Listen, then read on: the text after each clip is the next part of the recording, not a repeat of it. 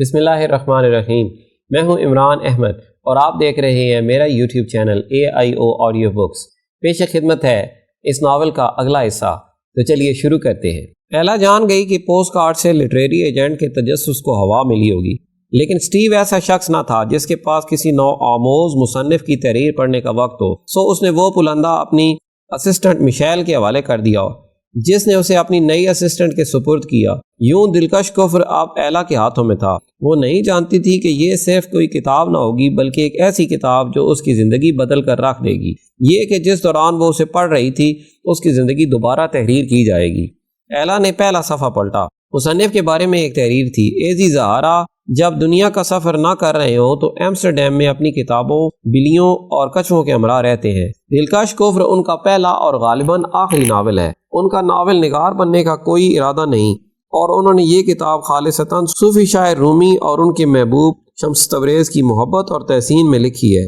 اس کی نگاہیں صفحے پر نیچے پھسریں اور وہاں ایلا نے کچھ ایسا پڑھا جو اسے عجیب طور پر بے حد مانوس لگا۔ باوجود اس کے کہ جو کچھ لوگوں کا کہنا ہے محبت صرف وہ شیریں احساس نہیں ہے جسے طاری ہونا ہی ہوتا ہے اور پھر وہ تیزی سے گزرتے زائل ہو جاتا ہے۔ جب اسے ادراک ہوا کہ یہ بالکل اس جملے کا متضاد تھا جو اس نے اس صبح کچن میں اپنی بیٹی سے کہا تھا، اس کا منہ کھلے کا کھلا رہ گیا۔ وہ لمحے بھر کو ساکت رہ گئی، اس سوچ پر ہراساں کہ کائنات کی کوئی پراسرار طاقت یا پھر یہ مصنف ہی جو کوئی بھی وہ تھا اس کی جاسوسی کر رہا تھا۔ شاید اس نے یہ کتاب پہلے سے جان کر لکھی تھی کہ کس قسم کا شخص اسے پڑھے گا۔ اس لکھاری کے دماغ میں قاری کے طور پر وہ ہی تھی، کسی وجہ سے جو اسے معلوم نہ تھی۔ ایلا کو یہ خیال پریشان کن اور سنسنی خیز دونوں ہی لگا۔ کئی طرح سے 20ویں صدی 13ویں صدی سے زیادہ مختلف نہیں۔ دونوں تاریخ میں بے مثال مذہبی تصادم، ثقافتی غلط فہمیوں اور دوسروں سے خوف زدہ ہونے اور ایک عمومی احساس سے عدم تحفظ کے ادوار کے طور پر قلم بند کیے جائیں گے۔ ان جیسے زمانوں میں محبت کی ضرورت ہمیشہ سے کہیں زیادہ ہے۔ اچانک اس کی سمت خون اور تیز ہوا کا جھونکا آیا جس نے پورچ میں پتے بکھیر دیے۔ غروب آفتاب کا حسن مغربی افق کی سمت تیر گیا تھا اور فضا بے کیف اور بے لطف محسوس ہونے لگی تھی، کیونکہ محبت ہی زندگی کا جوہر اور مقصد ہے۔ جیسا کہ رومی نے ہمیں یاد دلایا، یہ ہر کسی پر وار کرتی ہے، ان پر بھی جو محبت سے گریزاں ہوتے ہیں، حتیٰ کہ ان پر بھی جو رومان پسند کے الفاظ کو ناپسندیدگی کی نشانی سمجھتے ہیں۔ ایلا دم بخود رہ گئی، یوں جیسے اس نے وہاں پڑھ لیا تھا۔ محبت سب پر وار کرتی ہے، حتیٰ کہ نارتھمپٹن میں بسنے والی درمیانی عمر کی ایلا رابنسٹائن نامی ہاؤس وائف پر بھی۔ اس کے وجدان نے اسے مسودہ ایک طرف رکھنے، گھر میں جانے، میشیل کو فون کرنے اور یہ بتانے کا کہا کہ وہ کسی صورت بھی اس ناول پر رپورٹ نہیں لکھ سکتی، لیکن اس کے بجائے اس نے گہری سانس بھری، صفحہ پلٹا اور پڑھنا شروع کر دیا۔ دلکش کفر، سویٹ بلاسفیمی، ایزی زہارا۔ صوفیاء کا کہنا ہے کہ قرآن مجید کا بید سورہ فاتحہ میں ہے اور سورہ فاتحہ کا خفی راز بسم اللہ الرحمن الرحیم میں ہے، اور بسم اللہ کا لب لباب ہے حرف بے، اور اس حرف کے نیچے ایک نقطہ ہے۔ بے کا نچلا نقطہ کائنات کی تجسیم ہے۔ بے مثنوی کا آغاز بے سے ہوتا ہے، بالکل اس ناول کے تمام ابواب کی طرح۔ پیش لفظ 12ویں صدی کی طرح 13ویں صدی میں بھی اناطولیہ میں مذہبی تصادم، سیاسی تنازع اور طاقت و اختیار کے اصول کی خاطر لامتناہی کھینچاتانی کے حصار میں ایک ہنگامہ خیز دور تھا۔ مغرب میں صلیبیوں نے یروشلم کے راستے میں قسطنطنیہ پر قبضہ کیا اور اسے غارت کیا، جس کا نتیجہ بازنطینی سلطنت کی تقسیم کی صورت میں نکلا۔ مشرق میں انتہائی منظم منگول سپاہ نے عسکری ذہانت کی حامل چنگیز خان کی قیادت میں تیزی سے وسعت حاصل کی۔ اس دوران مختلف ترک قبائل باہمی لڑائیوں میں مصروف رہے اور بازنطینی اپنی کھوئی ہوئی سرزمین، دولت اور طاقت و اقتدار واپس لینے کی تگ و دو کرتے رہے۔ وہ بے مثال انتشار کا دور تھا، جب عیسائی عیسائیوں سے، مسلمانوں سے عیسائی اور مسلمان مسلمانوں سے دست و گریباں تھے۔ کوئی بھی جس طرف کا بھی رخ کرتا، عداوت اور اذیت و اضطراب اور شدید خوف تھا کہ آئندہ کیا ہوگا۔ اس سارے انتشار کے دوران ایک ممتاز مسلمان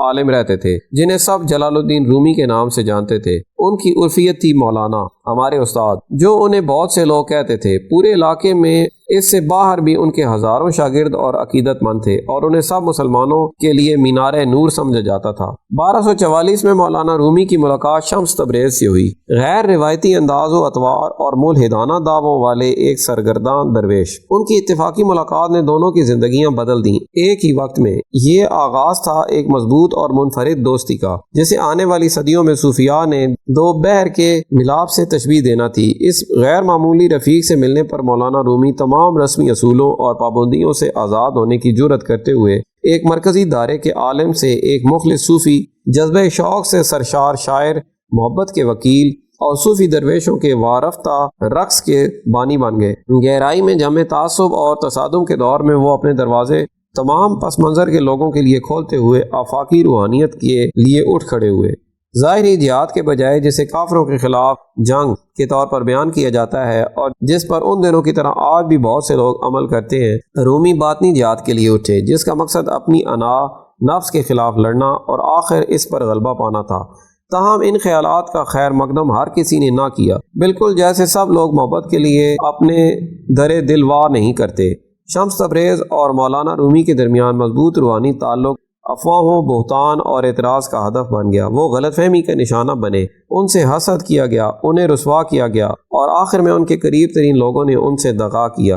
اپنی ملاقات کے 3 سال بعد وہ المیہ انداز میں جدا ہو گئے، لیکن داستان یہیں ختم نہیں ہوئی۔ سچ یہ ہے کہ اس داستان کا کوئی انجام کبھی نہیں تھا۔ تقریباً 800 سال بیت چکے ہیں، لیکن شمس تبریز اور مولانا رومی کی روحیں آج بھی زندہ ہیں، ہمارے درمیان کہیں رقصاں۔ قاتل اسکندریہ، نومبر 1252۔ بلا شک کنویں کے تاریک پانیوں کی تہہ میں وہ اب مردہ ہے، پھر بھی جہاں کہیں میں جاؤں اس کی آنکھیں میرا پیچھا کرتی ہیں، روشن اور مروب کن آنکھیں، اوپر آسمان پر بدشگونی سے معلق 2 ستاروں کی طرح۔ میں اسکندریہ آ گیا اس امید میں کہ اگر میں دور دراز سفر کر جاؤں تو میں ان چپتی یادوں سے فرار ہو سکتا تھا اور میرے دماغ میں گونجتی وہ آوازاری رک سکتی تھی، وہ آخری چیز جو اس کے چہرے کے خون میں بھیگنے، اس کی آنکھیں باہر ابلنے اور اس کا گلا ایک ناتمام سانس میں بند ہونے سے پہلے اس کے حلق سے نکلی تھی۔ خنجر گھونپے گئے زخم کھائے آدمی کا الوداع، پھندے میں پھنسے بھیڑیے کی دردناک چیخ۔ جب آپ کسی کی جان لیتے ہیں تو اس شخص کی کوئی چیز آپ میں منتقل ہو جاتی ہے،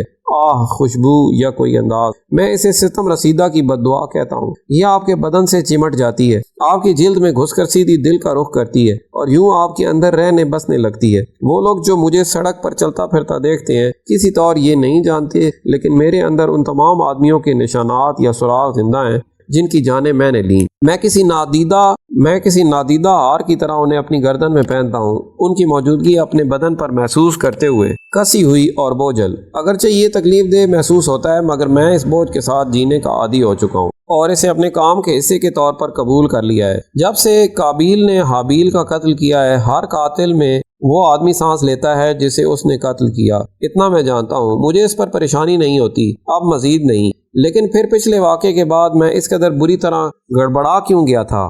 اس بار شروع سے ہی سب کچھ مختلف تھا۔ مثال کے طور پر یہ لے لیں کہ مجھے ذمہ داری کیسے ملی، یا مجھے اس کے بجائے کہنا چاہیے کہ ذمہ داری نے مجھے کیسے تلاش کیا۔ 1248 کے موسم بہار کی ابتدا میں میں کونیا میں ایک قہوہ خانے کے مالک کے لیے کام کر رہا تھا۔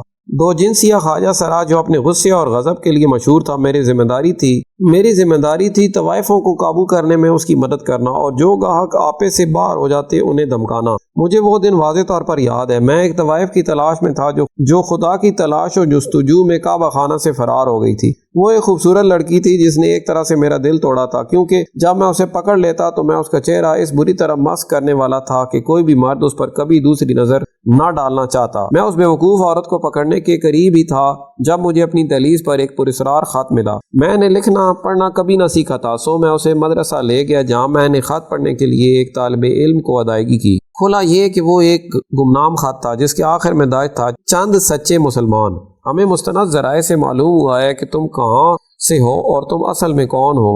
خط میں لکھا تھا: حشاشین کے پرانے روکن، ہم یہ بھی جانتے ہیں کہ حسن بن صبا کی موت اور تمہارے رہنماؤں کے حراست میں لیے جانے کے بعد تنظیم ویسی نہیں رہی جیسے کبھی ہوا کرتی تھی۔ تم سزا سے بچنے کے لیے کونیا آئے ہو اور تب سے تم بھیس میں ہو۔ اب تک کے لیے اتنا ہی، ملتے ہیں اگلی ویڈیو میں۔ اپنا خیال رکھیے اور ہمارے اس چینل کا بھی اللہ حافظ۔